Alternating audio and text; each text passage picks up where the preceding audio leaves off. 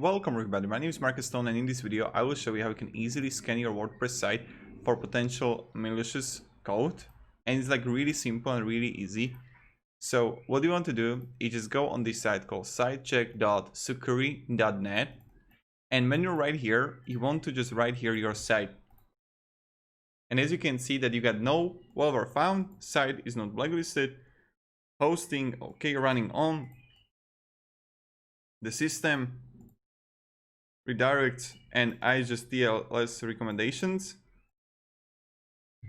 and I would just need to edit it. And then you got like see this website malware security, no errors, and this is like prevent website hacks and DDoS attacks. So this is how we can do it, quite simple, quite easy, and this is how you can scan your WordPress site for potential malicious code. Thank you everybody, have a great day, and see ya. Goodbye.